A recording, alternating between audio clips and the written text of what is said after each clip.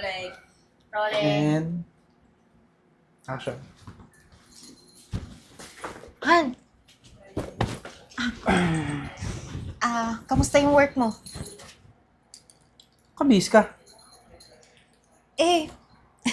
Han, Valentine's Day ngayon. Hindi mo ba naalala? Siguro, masyado kang busy sa work. Pero naiintindihan ko yun. Pero, wala ka bang flowers para sa akin? Flowers? Di ba ang sarap na ng buhay mo dito? Ano, paupo-upo ka na lang, may bubong ka, masasarap yung kinakain mo araw-araw. Nagde-demand ka pa sa akin ng ganyan? Han, hindi naman ako nagde-demand. Kasi, celebration ngayon, di ba? Bakit hindi natin gawin tulad ng dati? Dati naman, yun naman yung ginagawa natin eh. Pagod ako. Pagod ako, Eden.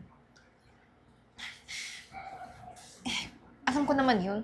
Pero, sana naman, kahit minsan, bigyan mo ako ng time. Hindi yung lagi lang ako nasa bahay dahil gusto mo. Kapal ng mukha mo, nagre-reklamo ka pa talaga. Ang sarap na nga ng buhay mo. Habang ako araw-araw kumakayod para sa ating dalawa. Pero, hindi ko naman ginusto na nandito lang ako sa bahay.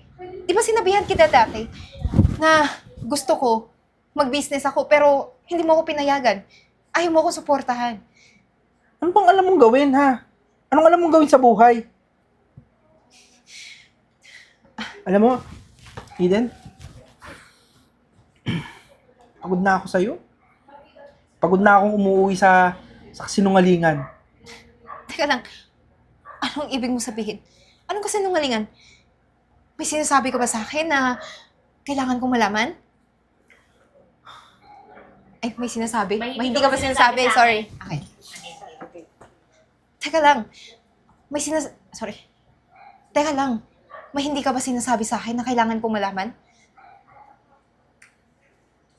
Kaya ako ginabi.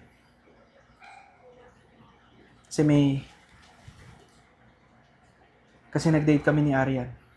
Kababata ko. Si Arian? Akala ko matagal na kayong walang ugnayan. Bago ba tayo kinasal? Alam mo rin na siya yung mahal ko. Di ba kaya lang naman tayo kinasal kasi sa'yo boto yung magulang ko? Josh! Sana in the first place, na alam mo hindi mo ako mahal. Sana nag-disagree ka sa parents mo. Sana hindi tayo tumagal ng ganito. Naniwala ako sa kasinungalingan mo na hindi mo ako mahal. Ano to? Sorry. Si Arian, di ba ate niya yun? Oo nga no, di ba? Ang dami mo na sinabi. Bakit ako dyan? Eh di pupuntahan ka na sa akin, traitor ka! Wala. Nag-date kami ni... Sino ba Pinanggit kababata? mo ba pangalan ko? Oo. Hindi na. Pinanggit pala niya. Ate kanya eh. Puntahan ko na lang siya, gawin mo. Hindi, wag. Traitor. Hindi, wag. Boto siya kanina. Boto! Ayaw mo pala! Ito Ibang pala pangalan na lang. nagtitinda! Pangalan na lang. Ibang pangalan mo. Marietta. Ang layo na kasi. Pero minahal ko si Marietta. Aray mo! Tapos pinanaw na Marietta. Oh my God! I-bet na lang. Game. Ulit tayo doon. Si Rochelle, sex bomb dancer. Sige. Kaya ginabi ako ng uwi. Ano pangalan? Sino? Rochelle. Rochelle ako. Kaya ginabi ako ng uwi. Nag-date kami ni Rochelle. Kababata ko. Si Rochelle? Akala ko matagal na kayong walang ugnayan bago pa tayo kinasal. Bakit ka nakipag-date sa kanya? Dapat tayo ang Bakit ka nakapag-date sa kanya? Dapat ako, di ba? Kasi ako yung asawa mo. Alam mo naman na siya yung mahal ko, di ba? Kaya lang tayo kinasal. Kasi sa'yo boto yung magulang ko. Eh di sana, in the first place, tumisagree ka sa parents mo. Para hindi ako nakulong sa mundo mo, sa kasinungalingan mo. Nakulong? Hindi ba sulit yung 3 taon na nagpakasasa ka sa karangyaan na binigay ko sa'yo? Josh, hindi ko naman ginusto yung ganitong buhay eh. Kontento na ako. Kahit wala tayo. Basta magkasama tayo nagmamahalan. Pero ano to? Ha? Oo, nakulong ako sa sarili mong mundo. Kasi yung mundo ko, umikot lang sa'yo.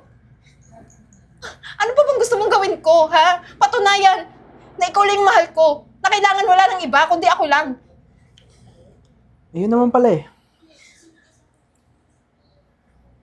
Hindi mas madali. Mas madaling tapusin kung ano yung meron tayo. Wait. Anong ibig mong sabihin? Ayaw mo na sa akin? Nakausap ko na si attorney. File na ako ng annulment. Gusto ko, bukas, pagkagising ko, wala ka na sa bahay ko. Josh, bakit ganun naman kadali? Kakasabi mo lang sa akin na hindi mo ako mahal. Tapos, planado na pala yung lahat for annulment. Ano yun? Josh, wag mo naman akong gawing tanga. Saan ako tutungo nito ngayon? Saan ako pumunta? Umuwi ka muna sa ate mo. Buo na yung desisyon ko. Pagising ko bukas, wala ka na dapat dito.